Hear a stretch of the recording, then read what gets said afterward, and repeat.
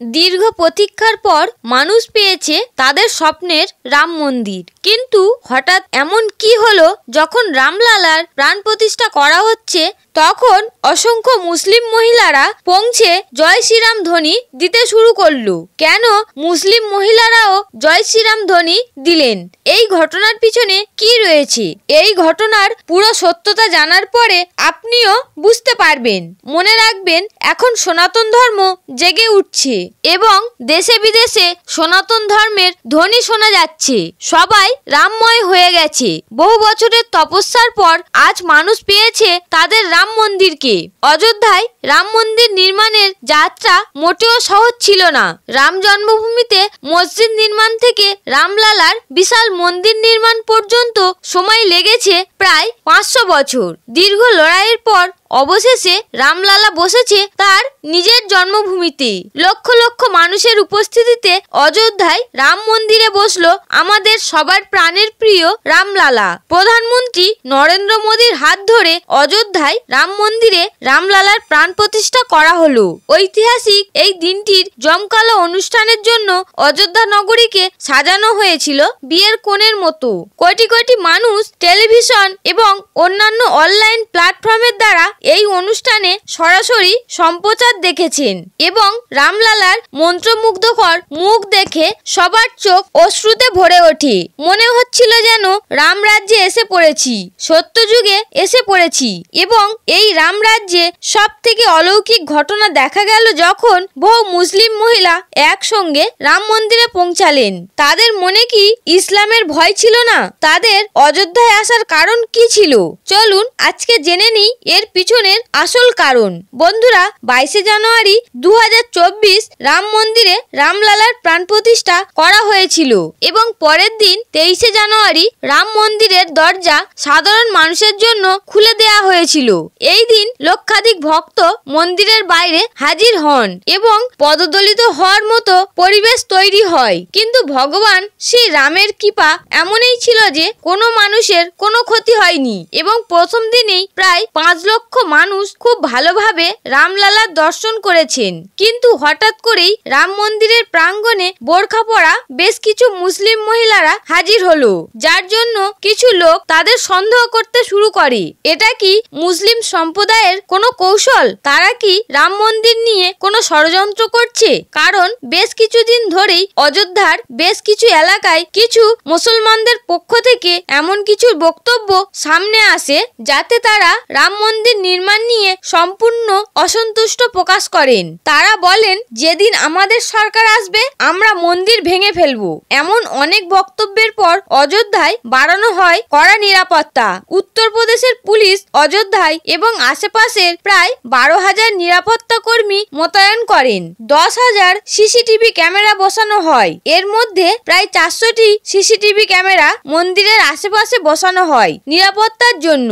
এই সমস্ত কারণের জন্য সবাই মুসলিম মহিলাদের প্রতি সন্দেহের নজরে দেখছিল।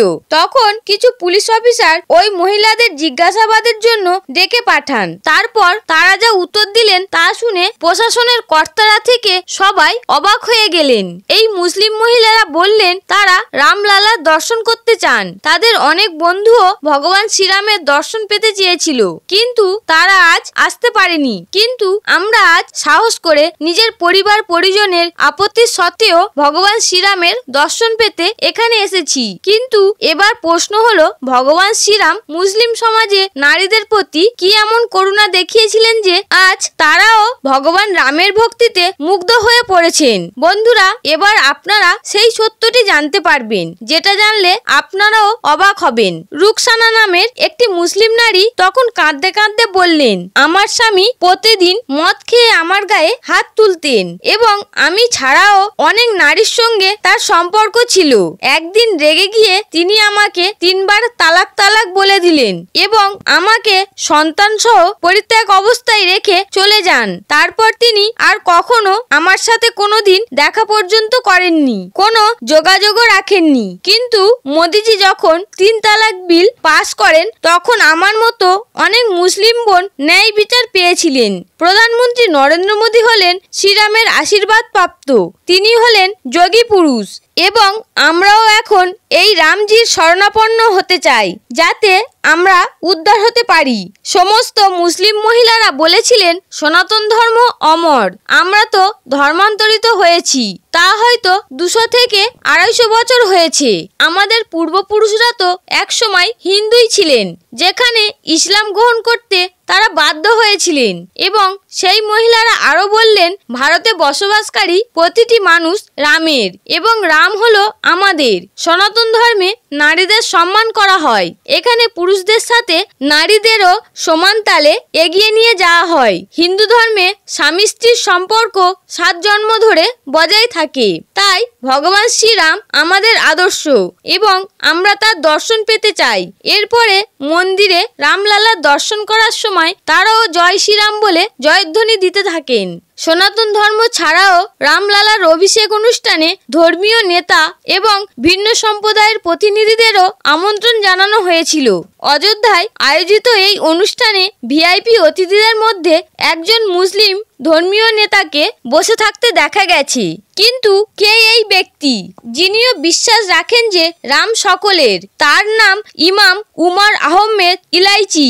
তিনি সর্বভারতীয় ইমাম সম্প্রদায়ের প্রধান, যিনি রামলালার অভিষেক অনুষ্ঠানে যোগ দিয়ে বলেছিলেন তিনি ভারতের পরিবর্তনের চিত্ত। আজকের ভারত নতুন এবং উন্নত। আমি ভালোবাসার বার্তা নিয়ে এখানে এসেছি। আমাদের ইবাদতে এবং পূজা পদ্ধতি ভিন্ন হতে পারে, আমাদের বিশ্বাস অবশ্যই ভিন্ন হতে পারে, কিন্তু আমাদের সবচেয়ে বড় ধর্ম হলো মানুষ এবং মানবতা। আসুন আমরা সবাই মিলে মানবতা রক্ষা করি। আমরা সবাই ভারতীয়, তাই আমাদের সবাইকে নিয়ে দেশকে শক্তিশালী করতে হবে। জাতি আমাদের জন্য সর্বোপরি। আর এক মুসলিম নেতা রাও মোশাররফ আলী বলেছেন, আমি সমস্ত মুসলিমদের কাছে অনুরোধ করব 22শে জানুয়ারি সর্বোচ্চ সংখ্যায় অযোধ্যায় পৌঁছানোর জন্য।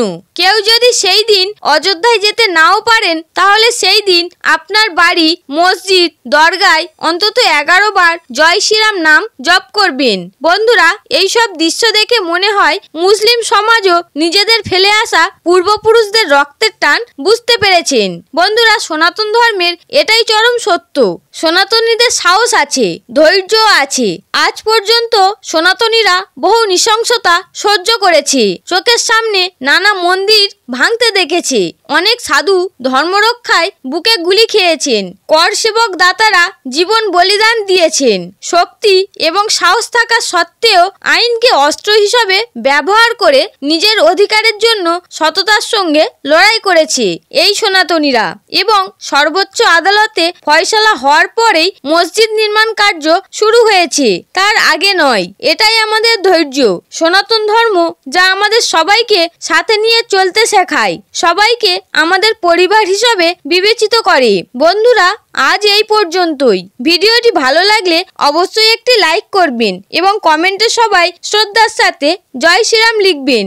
আর আপনারা যদি এই চ্যানেলে নতুন হয়ে থাকেন, তাহলে চ্যানেলটি অবশ্যই সাবস্ক্রাইব করে পাশে থাকবেন।